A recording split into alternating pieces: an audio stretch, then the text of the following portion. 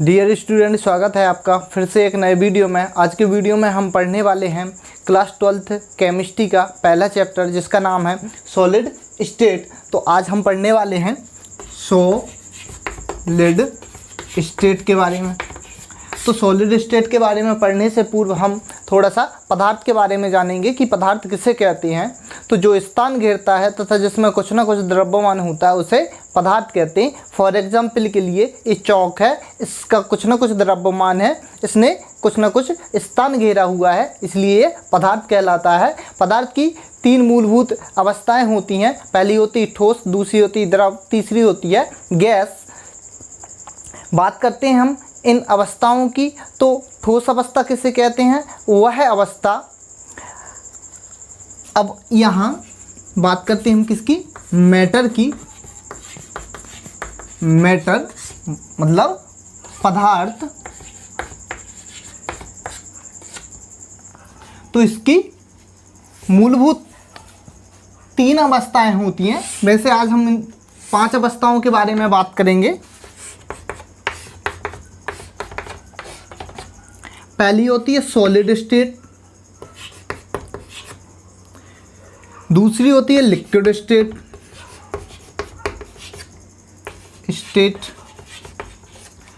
चौथी होती है गैस स्टेट, पांचवी होती है प्लाज्मा,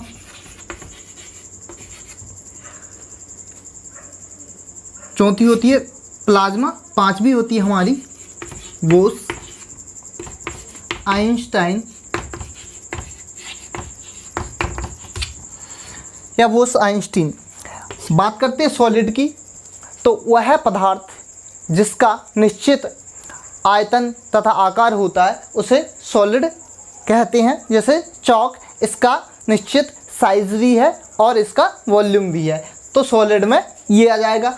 लिक्विड स्टेट की बात करेंगे, वह पदार्थ जिसका आयतन निश्चित होता है लेकिन आकार निश्चित नहीं होता। यदि हम बात करते हैं पानी की, वाटर H2O की बात करेंगे यहाँ पर H2O की।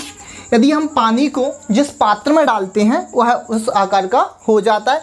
गैस की बात करते हैं तो वे पदार्थ जिनका आकार तथा आयतन दोनों अनिश्चित होते हैं, जैसे O2, N2, CO2, इस प्रकार की गैसों की बात करेंगे तो ये गैस स्टेट कहलाएगी। प्लाज्मा की बात करेंगे, जब गैस को ही गर्म कर दिया जाता है तो ये जो गैसें हैं जैसे आयन फॉर्म में आ जाती हैं, या यह अवस्था तारों में पाई जाती है। इस अवस्था को आयन मंडल में देखा जा सकता है। अब बात करते हैं बोस आइंस्टीन की। जैसे कि इसका नाम से ही पता चलता है, इसका नाम है बोस आइंस्टीन, क्योंकि 1924 तथा 25 के आसपास बोस, भारतीय वैज्ञानिक सत्येंद्रनाथ बोस और तथा जर्मनी के साइंटिस्ट आइंस्टाइन या अल्बर्ट आइंस्टाइन द्वारा इस फेस के बारे में जानकारी दी थी। ये जो फेस है यह परम शून्य तापमान पर -273.15 सेंटीग्रेड तापमान पर इस फेस को बनाया जाता है। तो हमारा मेन टॉपिक है सॉलिड स्टेट के बारे में। तो अब सॉलिड स्टेट के बारे में जानने से पूर्व हम सॉलिड के कुछ प्रॉपर्टीज के बारे में यहाँ पर हम जानेंगे। यहाँ पर सॉलिड स्टेट की बात करेंगे तो सॉलिड स्टेट की डेफिनेशन होगी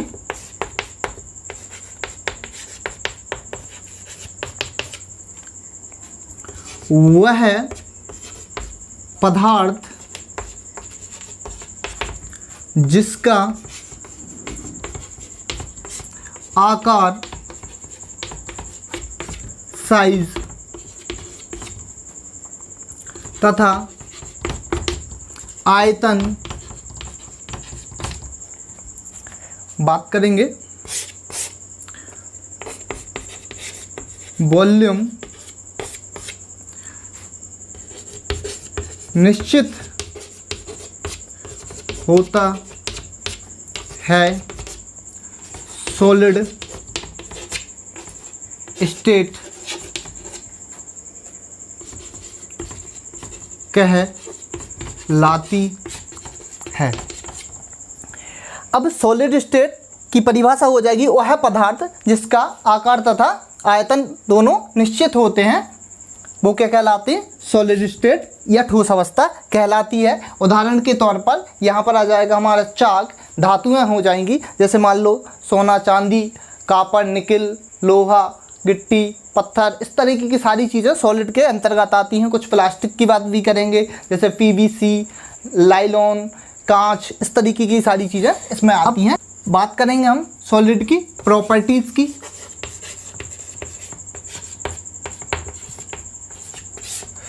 सॉलिड की प्रॉपर्टीज़ की बात करेंगे तो पहला पॉइंट आ जाएगा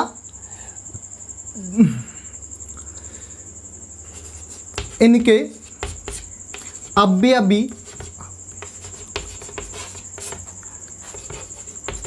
कणों के मध्य अंतर कण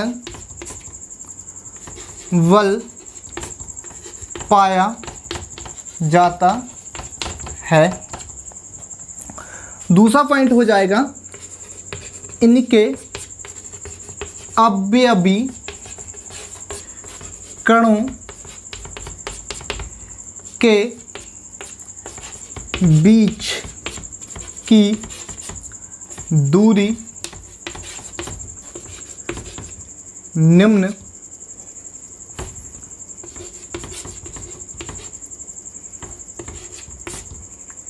निम्नतम होती है। तीसरा पॉइंट आ जाएगा कि सॉलिड अपनी स्थिति पर ही कंपन करते हैं। चौथा पॉइंट हो जाएगा इनमें दृढ़ता तथा असंपीर्णता, इनमें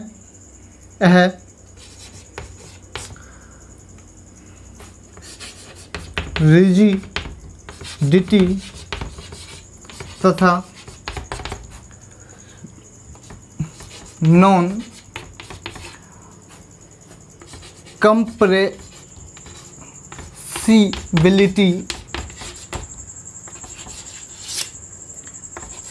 पाई जाती है। असंपीर्णता, इनमें रिजिडिटी मतलब दृढ़ता जो तथा दृढ़ होती है तथा इनमें नॉन कंप्रेसिबिलिटी पाई जाती है, असंपीर्णता इसमें पाई जाती है। ये हो जाएंगे हमारे सॉलिड के कुछ कैरेक्टर।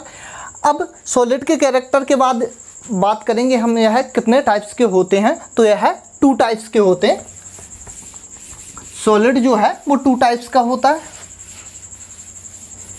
यहाँ पर हम क्रिस्टलाइन सॉलिड की परिभाषाएं देखेंगे तो क्या हो जाएगी इसकी परिभाषा? वे ठोस पदार्थ जिनकी रचक इकाई अणु, परमाणु, आयन, नियमित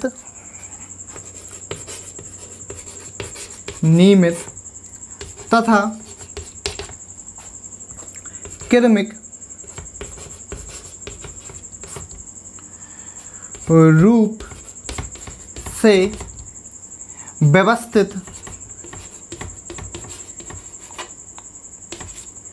व्यवस्थित होती है। क्रिस्टलाइन सॉलिड, क्रिस्टलाइन सॉलिड कहलाती है। फॉर एग्जाम्पल हीरा,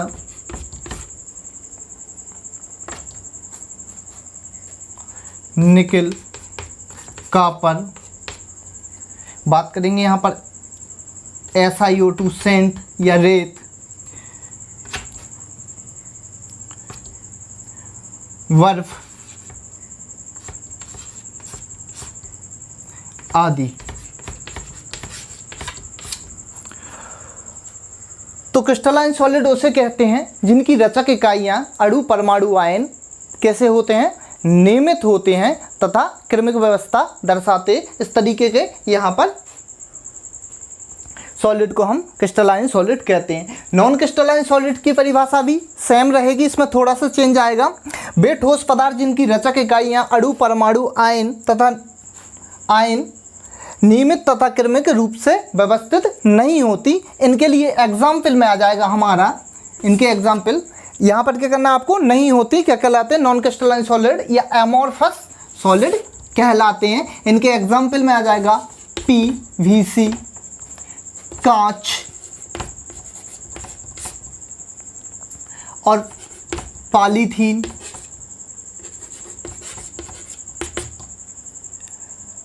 मोम। या कह सकते हैं कि एमोर्फस सॉलिड के अंतर्गत वह पदार्थ आते हैं जो प्लास्टिक से रिलेटिव होते हैं।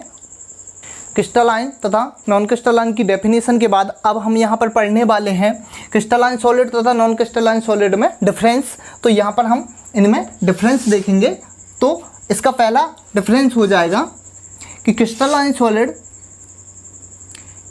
इनकी रचक इकाई नियमित तथा क्रमिक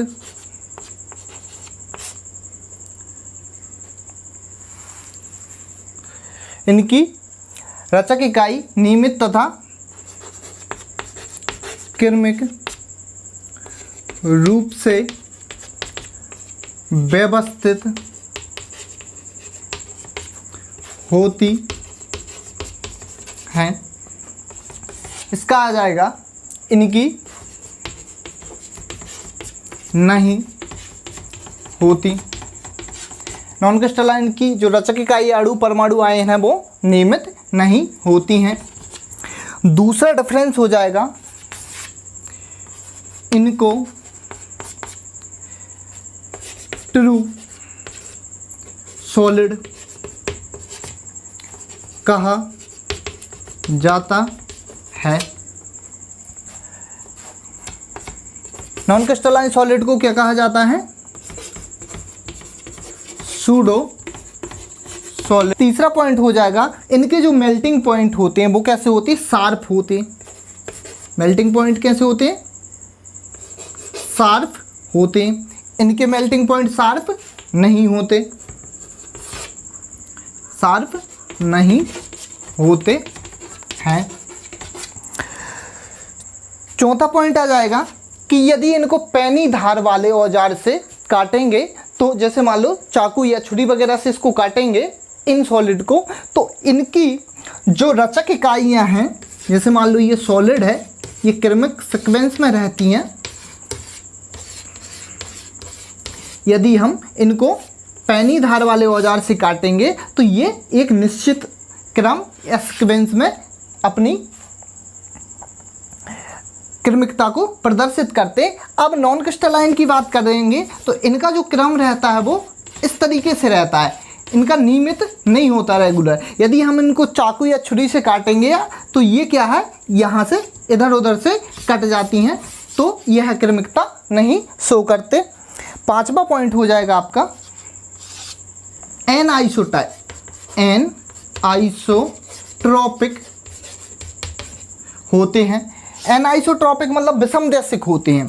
इसका पांचवा पॉइंट है, ये होता है कैसे, आइसोट्रॉपिक होते हैं, समदैशिक होते हैं। अब बात करते हैं यहाँ पर विषमदैशिक और समदैशिक किससे कहते हैं। तो कुछ सॉलिड की फिजिकल प्रॉपर्टीज जैसे विद्युत चालकता, ऊष्मा चालकता, बात करेंगे हम अपवर्तनांक की, तो इनके लिए भिन्न भिन्न दिशाओं में इनकी वैल्यू भिन्न भिन्न आती है, इसलिए इनको विषमदैशिक कहते हैं। आइसोट्रॉपिक की बात करेंगे, यदि इनका अपवर्तनांक देखा जाए या इनकी विद्युत चालकता या ऊष्मा चालकता का मेजरमेंट किया जाए, यदि मापन किया जाता है तो इनकी सभी दिशाओं में मतलब एक्स वाई जेड तीनों डायरेक्शन में इनकी जो वैल्यू रहेंगी वो कैसी आती हैं, इक्वल आती हैं। इसलिए इनको आइसोट्रॉपिक कहते हैं, इनको विषम वैशिक कहते हैं।